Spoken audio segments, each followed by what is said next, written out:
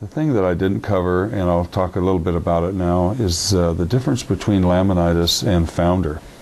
And as you can imagine, an itis is an inflammation or a disease of, and in this particular case it's the lamina that has the inflammation. Founder is the thing that oftentimes occurs as a result of laminitis, and that's because of the weight that the horse is bearing on the hoof wall, and when the lamina is affected, it loosens that attachment and the coffin bone drops either straight down in cases of sinkers, or in cases of horses that rotate, it tips down forward. So we covered that a little bit yesterday, but anyway, that's basically what the difference is between laminitis and founder. The thing that's remarkable about this is that Mother Nature starts to modify the hoof very quickly in defense of the devastation of this disease.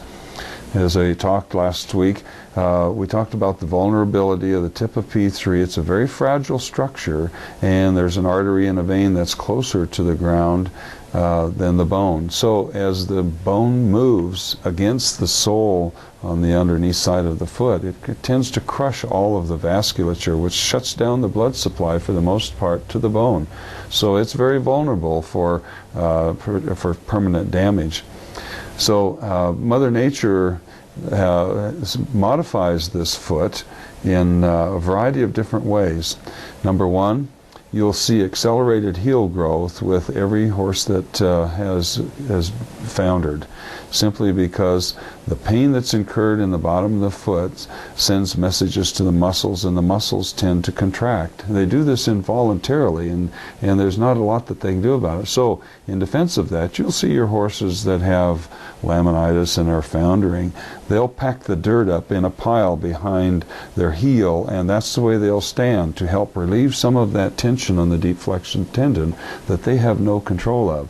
And so we, being observant of this over the years, have developed a variety of different ways to help them with this, because it's not always the situation that you have a deep sand pit to stand them in, or deep bedding and things like that.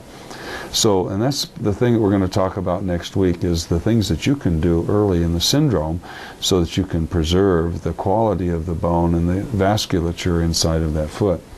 But for the most part, right now, we're going to talk about how Mother Nature modifies these structures. Okay, let's take a look at how this particular foot here is modified. Now, this is a club foot. It has modified in a very similar way. You look at the bars, they've grown completely around the apex of the frog. The reason for this is that the tip of the coffin bone, which is common for club feet, is very close to the ground surface. So Mother Nature modifies this area of the foot to help protect the vital structures, the distal border of P3 and the circumflex artery and vein. This is a foundered foot that is a result of a sinker, and you can see a similar arrangement of the bars. The frog has gotten very big. The frog welds itself right here to form a superstructure, which has now become an inner hoof wall. And this is the way Mother Nature protects these horses from the devastation of this foundering process.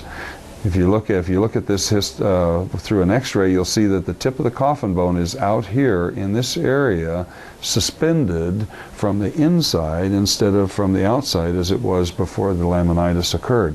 The hoof wall is holding the coffin bone in place partially by the lamina.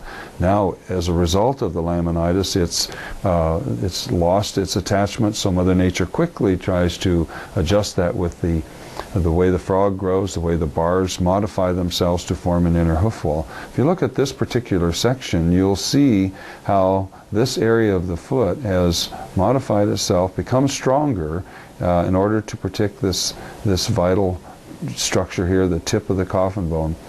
The success or the failure, or the prognosis of laminitis pretty much depends on how the coffin bone is managed through this event, and if it survives without too much damage, then the horse can usually regain some usefulness and oftentimes goes back to a pre-disease condition. It's all dependent upon how it's treated in the earliest possible stages.